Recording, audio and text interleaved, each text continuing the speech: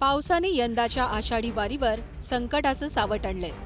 सलग मुसळधार पावसामुळे इंद्रायणी नदी दुथडी भरून वाहत आहे। आळंदी शहरात पुराचं पाणी शिरलं असून अनेक भाग गुडघाभर पाण्याखाली गेलेत। इंद्रायणी नदीवरील शहरात प्रवेश करणारे चारही पूल पाण्याखाली गेल्यानं समस्या वाढल्यात। पूरस्थिती गंभीर झाल्यामुळे श्री संत ज्ञानेश्वर महाराज मंदिर प्रशासनाने सर्व वारकरी आणि भाविकांना महत्त्वाचं आवाहन केलंय। पालखी प्रस्थान सोहळ्यासाठी आळंदीत येण्याचा प्रयत्न करू नये। ज्यांनी प्रवास सुरू केला आहे त्यांनी जिथे आहेत तिथेच सुरक्षित थांबावं। नदीपात्र, घाट परिसर आणि बंद पुलाकडे जाऊ नये। सुरक्षिततेसाठी हे आवाहन करण्यात आलंय।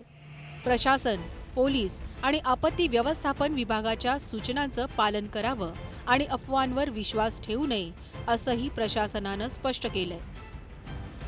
वारकऱ्यांना पोलीस प्रशासनातर्फे एक नम्र आवाहन आहे की आपण पाहताय इंद्रायणी नदीला अगदी जोराचा पूर आलेला आहे आणि नदीची पूर पातळी ही नदी ओसांडून वाहत आहे। सकाळी आपण सिद्धबेट आणि आजूबाजूच्या परिसरामध्ये इंद्रायणी नदीच्या काठाला ज्या धर्मशाळा आहेत त्यातील वारकऱ्यांना आपण सुरक्षितता बाहेर काढलेला आहे। देहूमध्येही वारकऱ्यांना अशाच सूचना देण्यात आल्या आहेत। जगद्गुरू श्री संत तुकाराम महाराज मंदिर संस्थानचे विश्वस्त दिलीप महाराज मोरे यांनी मुसळधार पावसामुळे नदी नाल्यांना पूर आल्याने सध्या देहूत येऊ नका असं स्पष्ट केलंय। वारकऱ्यांच्या सुरक्षिततेलाच सर्वोच्च प्राधान्य दिलं जात असल्याचं संस्थानानं सांगितलंय। आळंदीत रेस्क्यू टीम आणि आपत्ती व्यवस्थापन दल युद्ध पातळीवर बचाव कार्य करत आहेत। संत ज्ञानेश्वर महाराज समाधी ट्रस्टच्या भक्तनिवास इमारतीत अडकलेल्या 24 जणांची सुखरूप सुटका करण्यात आली आहे। इमारतीच्या पहिल्या मजल्यापर्यंत पाणी आलं होतं आणि वीज पुरवठाही खंडित झाला होता। मात्र बचाव पथकांनी वेळेत सर्वांना सुरक्षित बाहेर काढलं। दरम्यान मुख्यमंत्री देवेंद्र फडणवीस यांनीही परिस्थितीचा आढावा घेतला। आळंदीत पूरस्थिती असल्याने वारकऱ्यांनी सध्या देहू आणि आळंदीत जाऊ नये असा सल्ला देण्यात आलाय। वारकऱ्यांना ही विनंती आहे, आता वारी 10 तारखेला पुण्यात पोहोचते आळंदी आणि देहूवरनं, तर ती वारी तर आपण तिथे आणू, पण वारकऱ्यांनी आता तिथे न जाता पुण्यामध्येच आलं पाहिजे, कारण तिथे जाणं हे धोक्याचं आहे। त्यामुळे सगळ्या वारकऱ्यांना ही विनंती आहे की मोठ्या प्रमाणात देहू आणि आळंदीला जमा न होता त्यांनी जर पुण्यामध्ये ते आले तर अधिक सोयीचं होईल।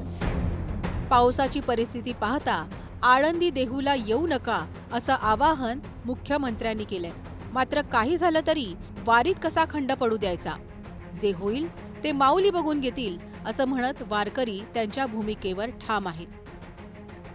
त्यांनी त्यांच्या पद्धतीने व्यवस्थित सांगितलं, परंतु आमची माऊली जी आहे सर्व याच्यावर मात करून आम्हाला सुखरूप पोहोचवणार हे निश्चित आहे। येऊ नका, पण आता दरवर्षीची वारी चालत आलेली आहे, तर ही खंडित झाली नाही पाहिजे आपली, त्यामुळे लोक तर येणारच आहे वारी। वारकऱ्यांनी घेतलेल्या पावित्र्यामुळे तिढा निर्माण झालाय।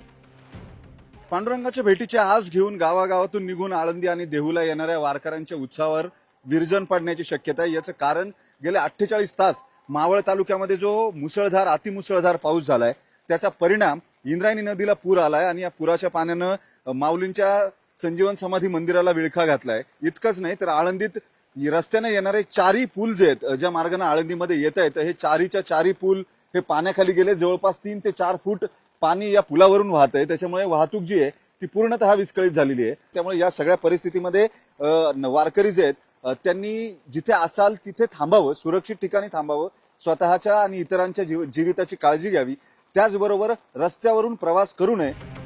एका बाजूला इंद्रायणीला आलेला पूर तर दुसऱ्या बाजूला काही दिवसांवर आलेली आषाढी वारी, अशा दुहेरी आव्हानाचा सामना सध्या प्रशासनाला करावा लागत आहे।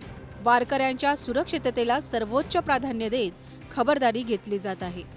वैभव सोनावणे, न्यूज 18 मराठी, आळंदी।